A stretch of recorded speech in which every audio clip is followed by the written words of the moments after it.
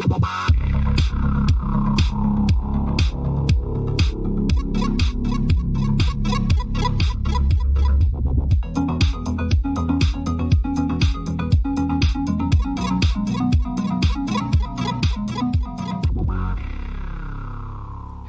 and welcome to the Unlucky Frog Gaming Podcast. You are joined by your usual hosts here, Tom Mannering and myself, Josh Allen. Tom has like a sort of a smirk is crossing. What have I done?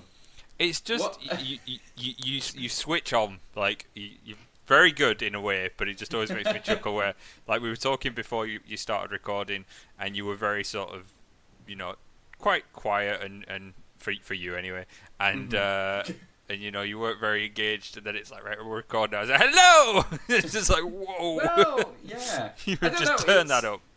I was kind of thinking about this the other day, right? Having like our online versions of ourselves. Bear with me, this is going to be a little rambly, but okay.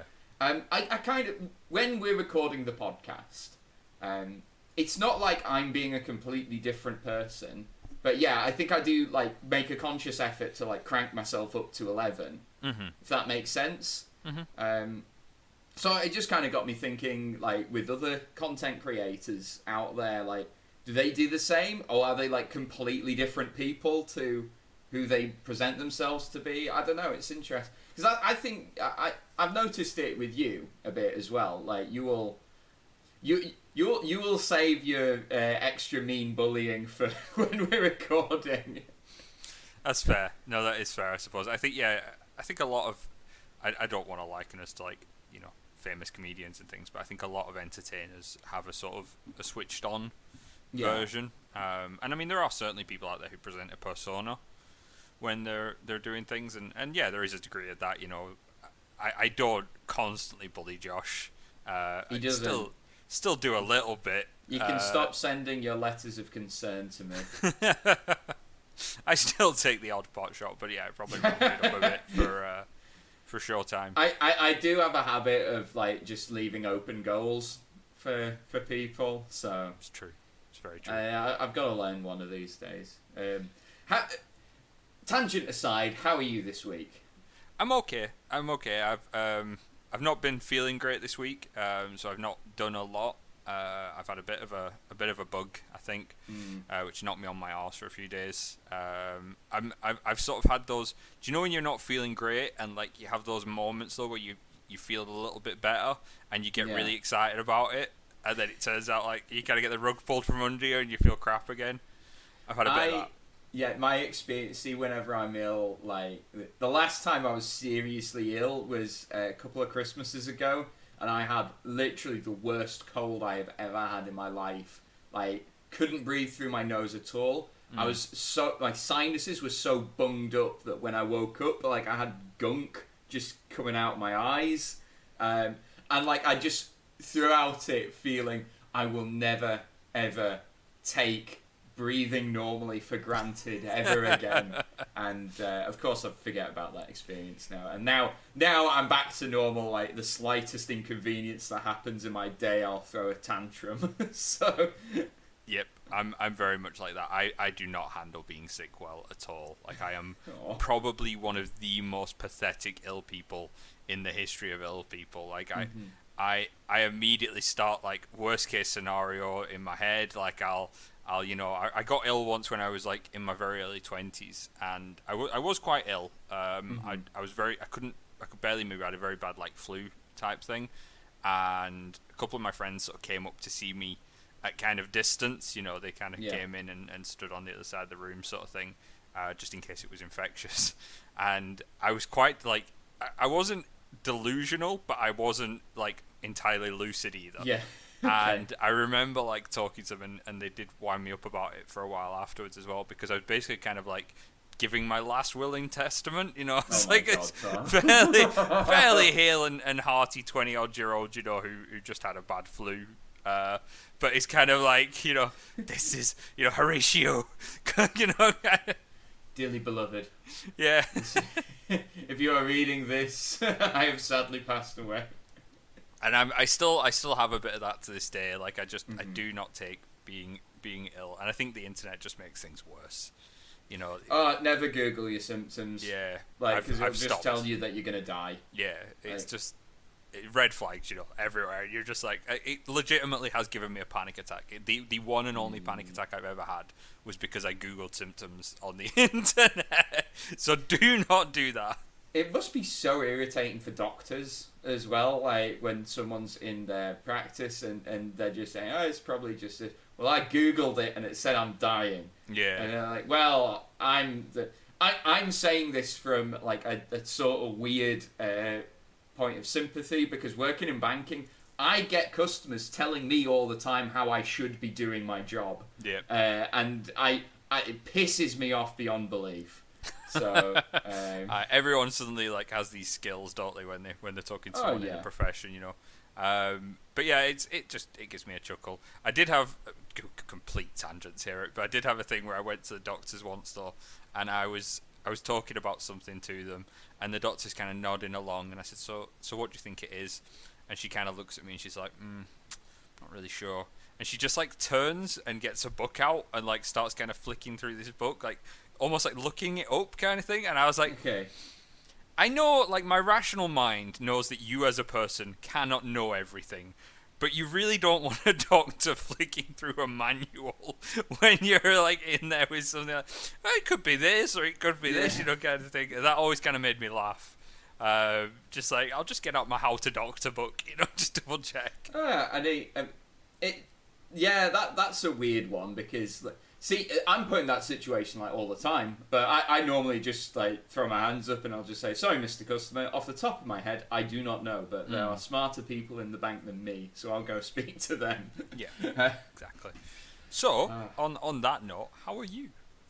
I'm alright, yeah, I'm good. I had a good night last night playing Magic the Gathering with the guys from Geekaboo. Playing the Strixhaven, a little Strixhaven online pre-release. That was fun, so we'll chat about that a little later. I can't mind, did I mention this last week? So the flat above me is sold, right? Mm-hmm. It was on sale, and they had viewings, not week just gone, but week before, right? And it's the case where they've got like multiple people coming in and out, like in a like sort of big block viewing, right? And you know, I can hear people in the garden chatting away, which is fine. I'm just here working away at my computer.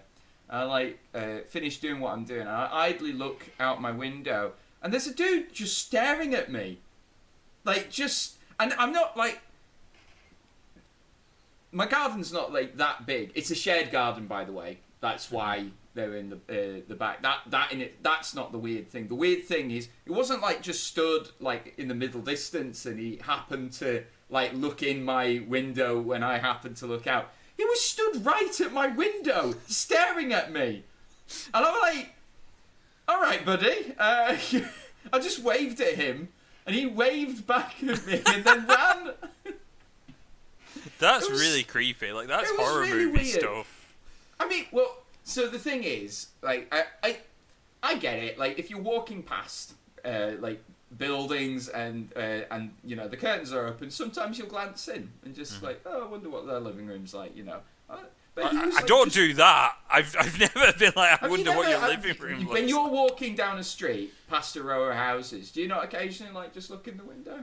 I'll occasionally like glance in, but it's just sort of I'm glancing around my surroundings and things. But I'm not looking in like I wonder what your living room looks like. That's a bit maybe voyeuristic. Maybe I'm. Hey, I mean it's not that weird. But this guy was staring at me, and that is weird. I mean that is super weird. That's creepy. Like that is properly like we used to have that when I lived with my mum back down south. And like we had quite a big garden out front, and our next door neighbours used to like come across, and like they'd walk past our front window to get to the front door because they didn't have to go all the way around. Yeah. And I remember like once, one of them like knocked on the window, and like my mum wasn't in, and it was quite late at night, and like then just like looked in to see. I think they were seeing if like my parents were still up or something. I don't know. Yeah. But it gave me the fright of my life. Like you're just sitting in the living room watching TV, and there's just minding your own business. Yeah, and someone like staring at you from the darkness, you know, kind of. And this is Burnley, so it's probably tipping it down just for a bit more atmospheric effect as well. And I'm just like sitting in a chair, just like, oh my god, this is it. This is how I die. Dearly beloved, it's happening again. Right, yeah. Will we move off imaginary scenarios of your demise and move I think that on? could be a fun episode, but yeah, let's get back on track. Yeah, news, tabletop gaming news. What's been going on in the last week? I think the biggest thing was we've had a bit of an announcement from Gen Con about how they're going to be going about things later this year. So the key things from this are, he says as he gets their press release open. Basically, first of all, they're pushing Gen Con back to the weekend of September 16th through to the 19th. That are still going to run Gen Con in Indianapolis. However, they're calling it Gen Con Indy, and it's going to be a reduced capacity event. I can't find anywhere on the article that on their sort of press release that states, you know, how much they're limiting capacity to. But bear in mind, Gen Con is, I think it's the biggest in the world, right? It's bigger than Spiel in Essen, isn't it? Yeah, definitely. Yeah. It's massive. So normally anyway. There are tens of thousands of people normally attend, so it's going to be. I imagine it will be significantly reduced in order to maintain social distancing and the like. They are also going to be running a portion of their con online. This is going to be called Gen Con Online. And similarly to what we saw last year with the likes of UK Games Expo, this is going to be things like seminars and online games that you can pick up with other people, and live streaming of, you know, playing some games as well. And then finally, I think this is quite a neat idea, but it's a shame it's only happening in the States. They have Pop-Up Gen Con, which is basically they are working with a number of publishers, and they're going to be hosting convention-like experiences in a number of friendly local gaming stores across the States over that weekend as well. Assuming that everything goes to plan and it is safe to do so, of course. I really like that last... Like I said, I'm kind of like, oh, it's a shame it's none of it's happening in the UK. But yeah, I think that's like a neat idea, because even during like pre-COVID times, I think that would be a good thing to do, because, you know, not everyone can make it out to a convention for like any number of reasons. So it means the convention comes to you a little bit.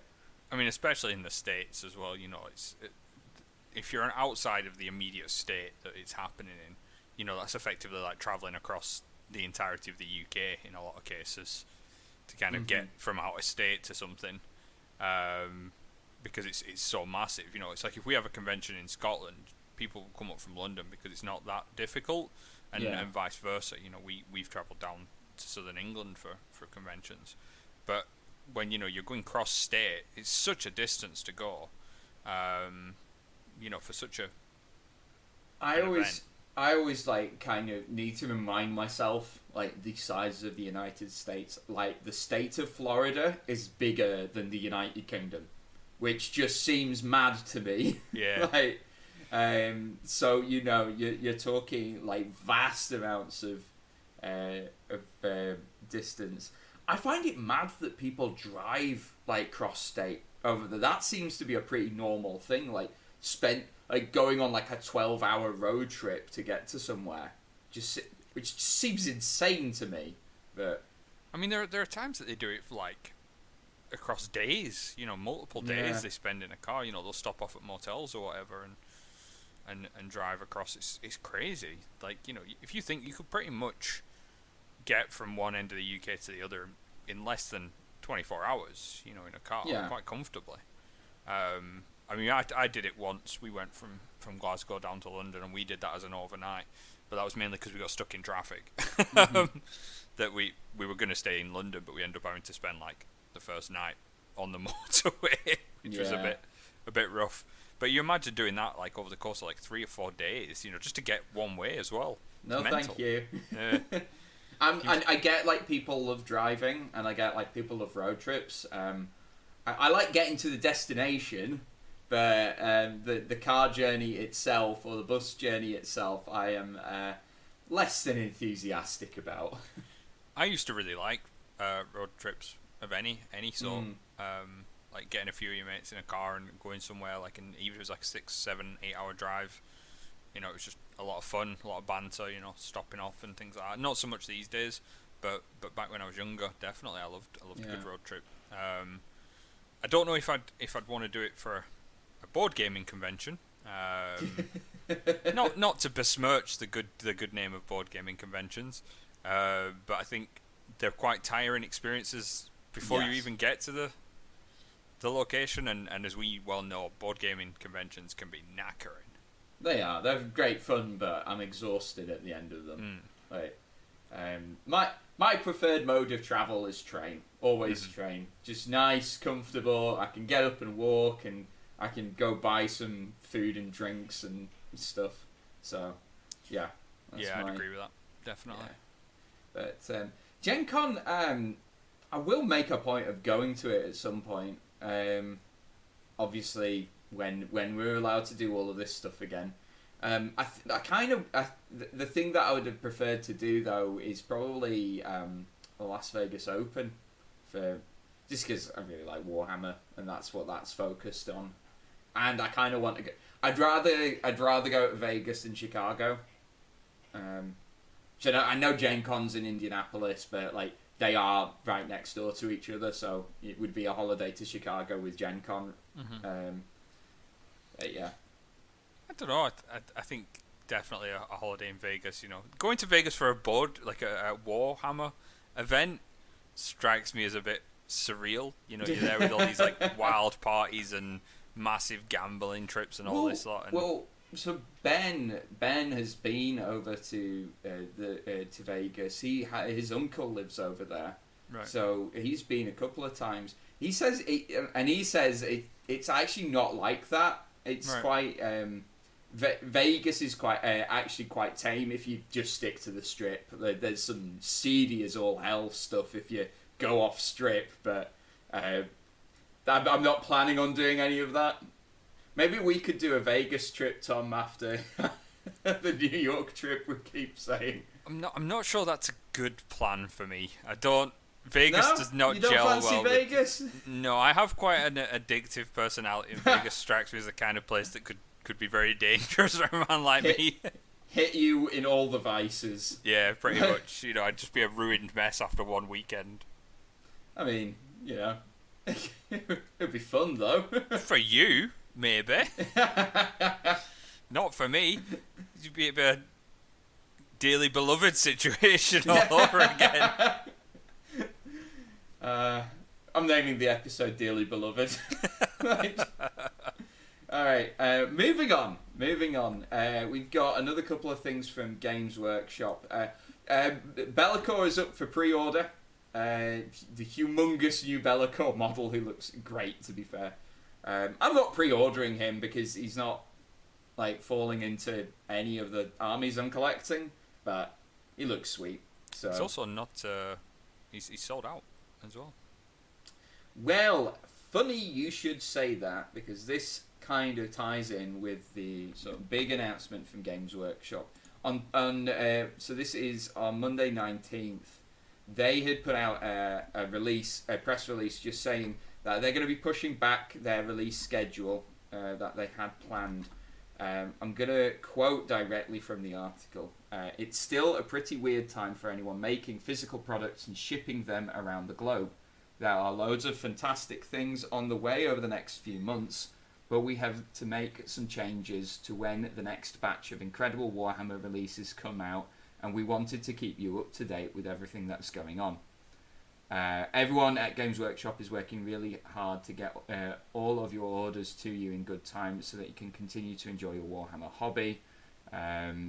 With this in mind, over the next couple of weeks there will be a short pause where we'll have no new pre-orders. Have no fear though, new releases will be coming your way before you know it. Does this surprise you at all? No. If anything, I'm more surprised it hasn't happened sooner. Yeah. We've discussed at length the issues over some of their recent releases, which is a shame because all of them look like fantastic products, but they've been tarnished because they haven't been able to meet the demand for it for whatever reason. I suspect they'll have had to have implemented social distancing in their factory in Nottingham. There'll be all sorts of logistical issues still going on as a consequence of COVID as well. Lord knows all the logistics companies are busier than they've ever been right now because of the increase in online shopping, etc.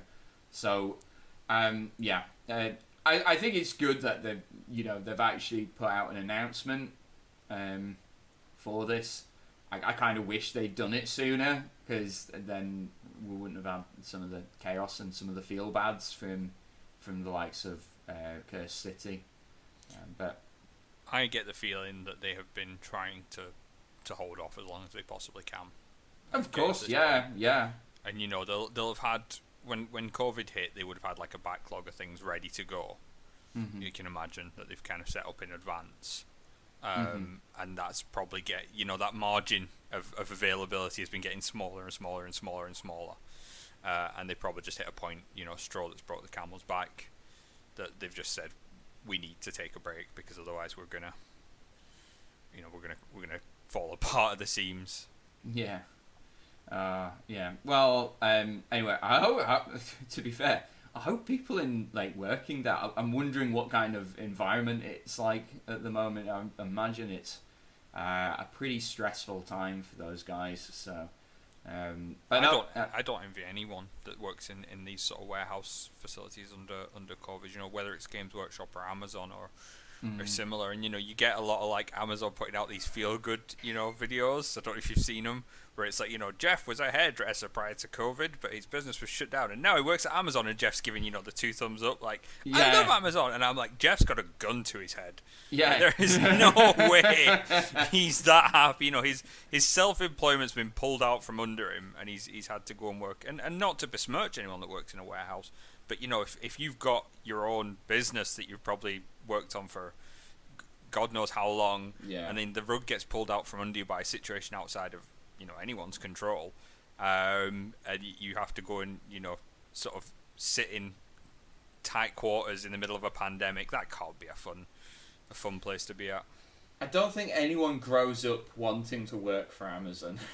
I can picture someone's dream job being owning their own barber shop, but or hairdressing salon, but I cannot picture anyone being too happy about working for Amazon.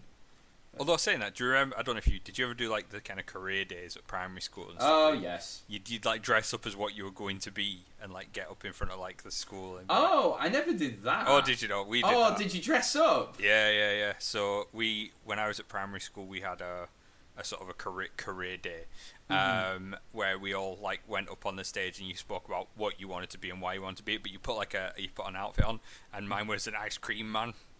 Yes. I wanted to be an ice cream man, and I had a little fake ice cream with I don't know balls of fluff in it and stuff to make it, and a little lab coat for some reason, because it was a white coat. Yeah, traditionally they wear white coats. Did you not have the hat? I don't remember. I might have had a hat. It was a very long time ago. But yeah, I remember going up. But I remember some of the aspirations, because kids don't have any appreciation of what money you get and things. I don't care about that. They want to do something that looks cool. So you get people who be I want to be a garbage man, and I want to be a poster worker, and I want to do these things, which are fine jobs, to be honest. But again, they're actually pretty well paid jobs. Yeah, but they're not glamorous, right? No. I don't think any garbage man's I'm on the red carpet, ritzing it up.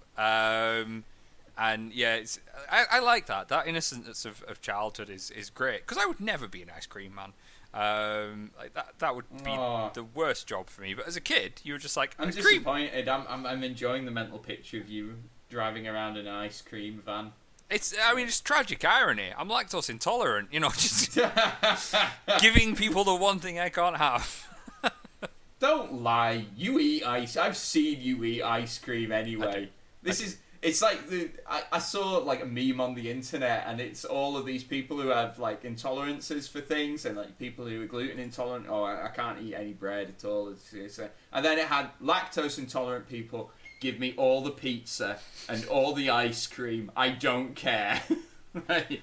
Yeah, I think I probably speak for a lot of lactose intolerance people when I say like it's a horrible after effect, but sometimes it's just worth it.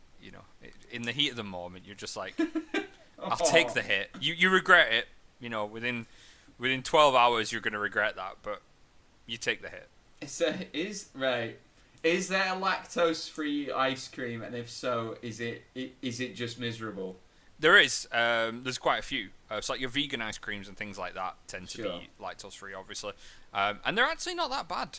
Okay. I have had a lot of like lactose-free pizzas, lactose-free ice cream, lactose-free chocolate. Your mileage varies, right? Mm-hmm. Like some are not great, but like some of them are quite nice. I quite like the lactose-free Ben and Jerry's. There's a place in Glasgow called Pizza Punks that does really nice lactose-free pizza as well. Yeah. But I mean, there's still like a lot of places don't do, lactose-free products. Even like your big pizza chains like Domino's and Pizza Hut have only really quite recently started getting stuff like that on the menu. Mm-hmm. It is a bit disappointing, to be honest. Like the lactose-free Domino's it's fine, but like this is sadness. Yeah, it's like you get it and you're like, it's like a facsimile of something that would be enjoyable. It's like a photocopy of a photocopy of a photocopy. You're like Jeff working for Amazon now. Yeah, pretty much. I love a lactose-free pizza. Hey. I'm so glad I've got this. 2 thumbs up. I wouldn't rather be having the real thing. Oh dear.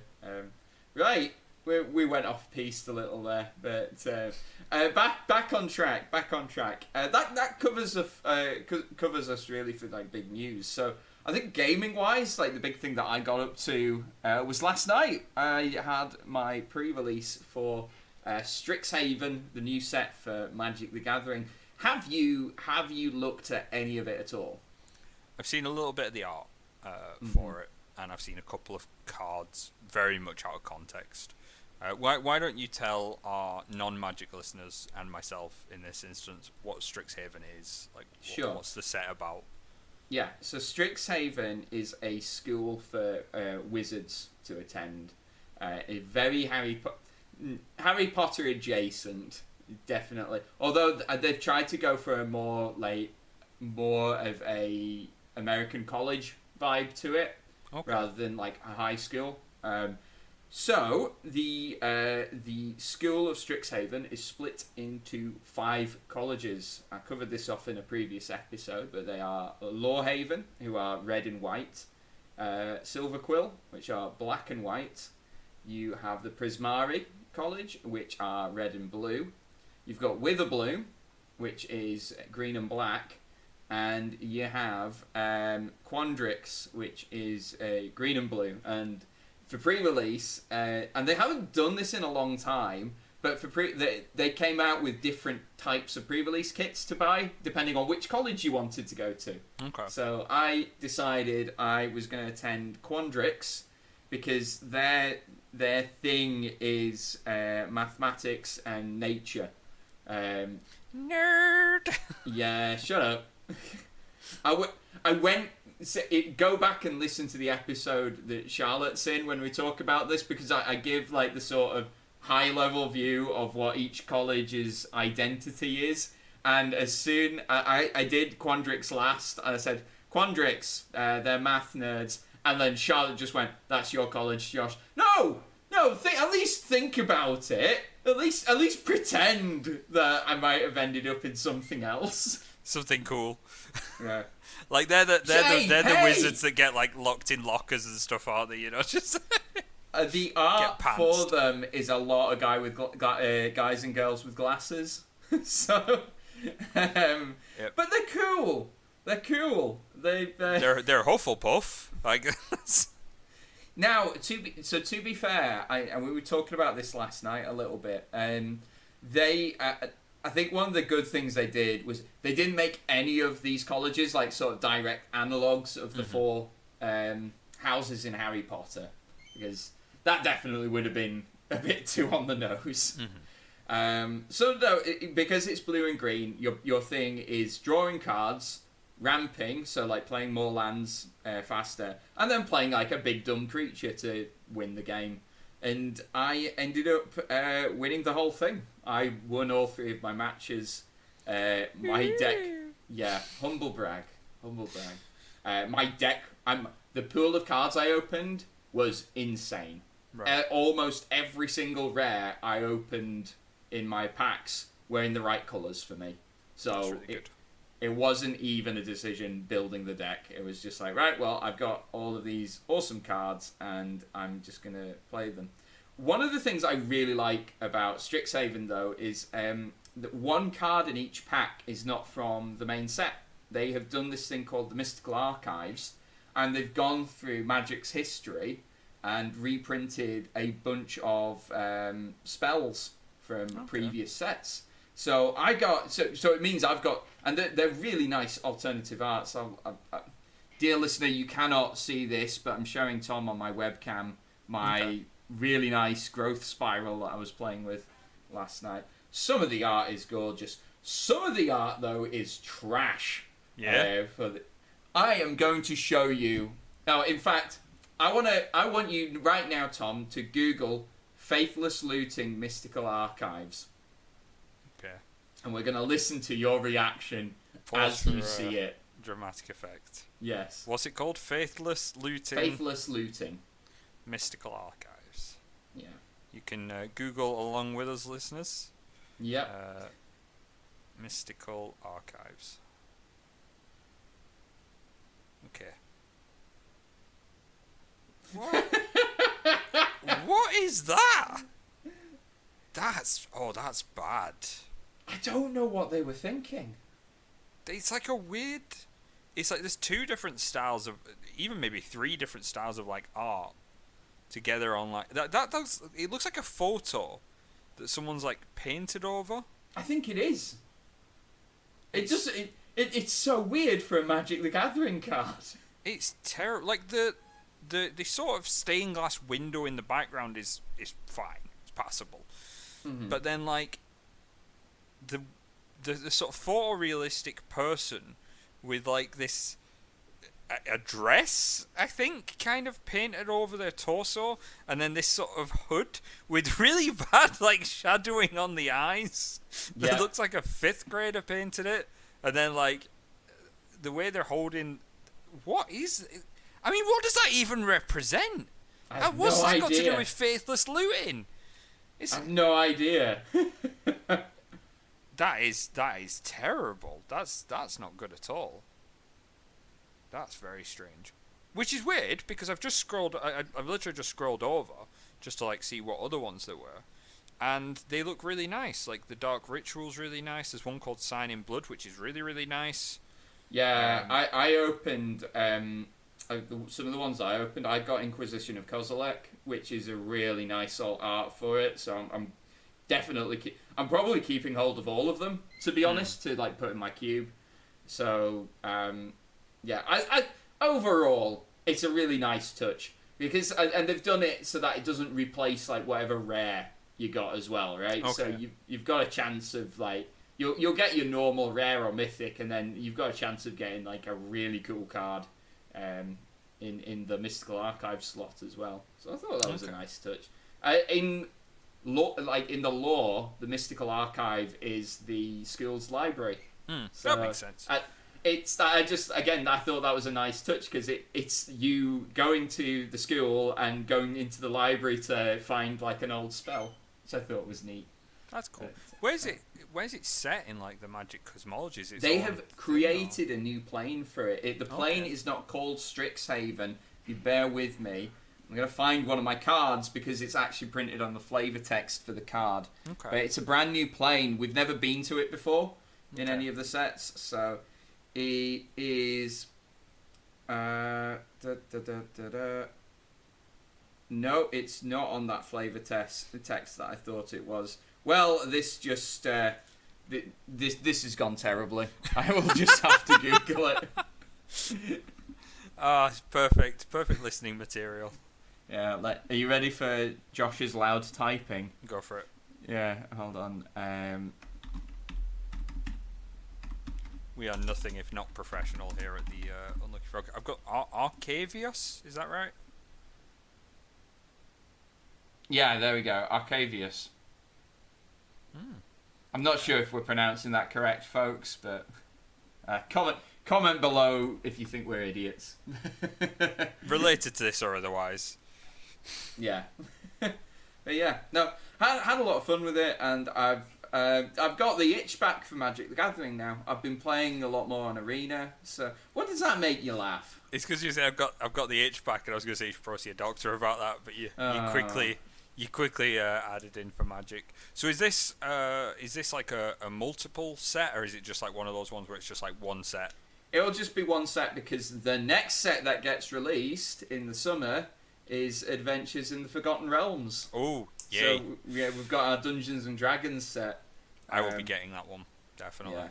And so we talked about Universes Beyond earlier in the year when that first got announced. So this is the they're doing products that are tied to other IPs, and the ones they've announced so far: Lord of the Rings and Warhammer 40,000, which is really jarring for Magic the Gathering. I am starting to warm a little to it. You stop. No, Tom's stop just... You stop. I will get in a taxi. I will break lockdown. I'll come to your house and I will slap you. This is not so like the Lord of the Rings. Okay, maybe you're stretching it a bit, but Warhammer 40k. Come on, it's a cash in. It's a blatant cash grab. Don't get me wrong, it is. I think the thing that annoys me though is the fact that all these cards are going to be legal in Commander and all the the Evergreen formats. Mm-hmm. I think if they did it and just said, oh, these are their own thing, like they're not going to be legal in all other formats, so this is just a cool thing for people to collect if you want to have it. A bit like Unglued. Yeah, exactly. Or like like the silver bordered cards from them, or like alt art cards, like the Godzilla cards. I still think the Godzilla cards were a bit dumb, but you didn't have to play with them. Like, if they'd done that, I would be totally fine with it. Mm-hmm. But because they haven't, I still think, I don't want to. I don't know. I don't like the idea of sort of like playing a Typhus deck across the table from me. Yeah, I just think it's gonna like. I love crossovers. Like, don't get me wrong. I actually really like when settings cross over with each other. And I like the kind of what if ideology of it, right? And like it on the one hand, a Space Marine force led by Marneus Calgar going up against Aragorn and the Hobbits is kind of cool, but not really. Like it's one of those like weird playground arguments, like, oh, Aragorn could easily beat Marneus Calgar. It's just like it's dumb. It doesn't even bear thinking about. It's stupid for the sake of it. And if you were having just like a silly, let's just have a laugh, boys. Like, play whatever deck you want. You could bring your Walking Dead, your Space Marines, your D&D party. Your Magic Wizards. All that jazz, and we'll just have a big throwdown for a Saturday afternoon with some beers. Fine, right? That's okay.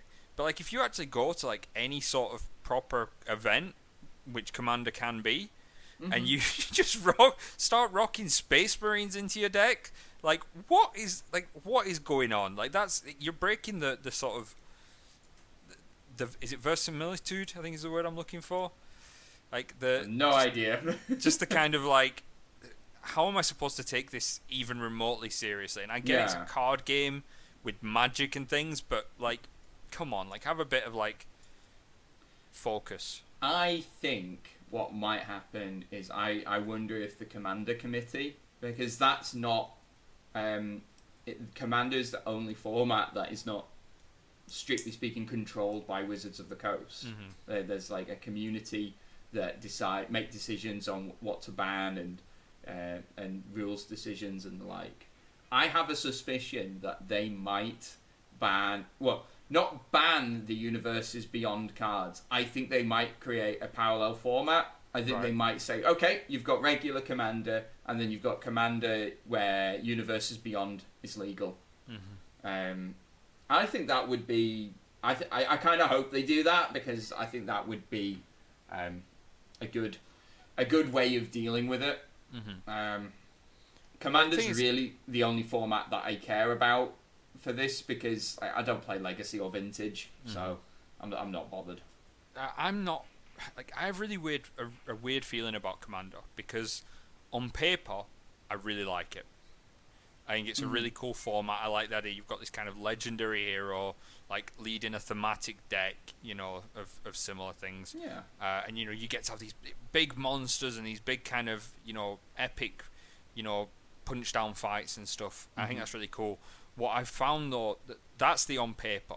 When you play it in practice, it's 6 guys sat around a table, or girls, and they are just throwing down these ridiculous, like, unbroken combos, you know, and stuff like that. And I'm like, can we not, like, can we play the game, like, in the spirit of the game, rather than abusing card mechanics? I think, like most of these games, there's a bit of a social contract. You need to kind of understand, all right, what are we bringing to the table? When we had a phone call earlier this week, we were talking about playing Warhammer 40k again, and I made the point of like saying, well, you know, your Gene Stealer cults haven't got the new codex yet, so they're underpowered. So I don't know what I could do to like weaken the power of my the armies that I have, because they all have new codices, so that it's actually an interesting game.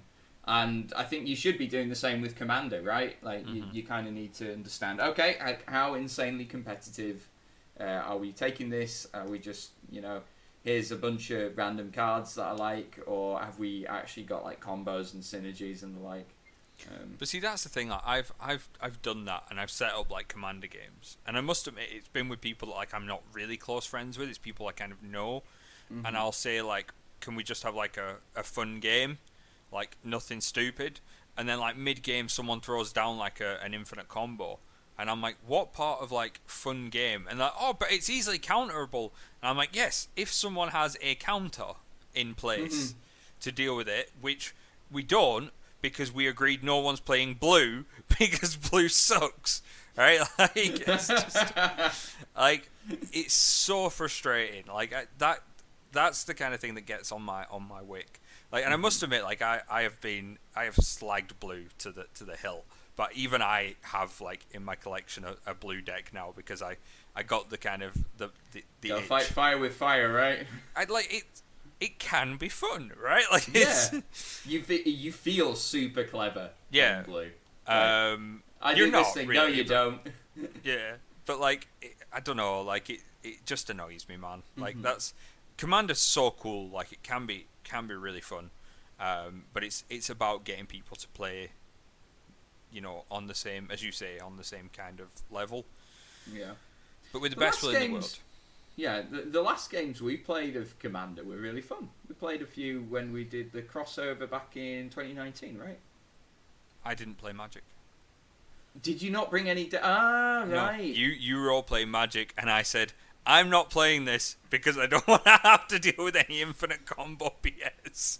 And I went off and like sat and drank with Claire, I think. Oh yeah, okay. No, I remember now. Yeah. And we just kind of hurled insults at you for being a bunch of nerds.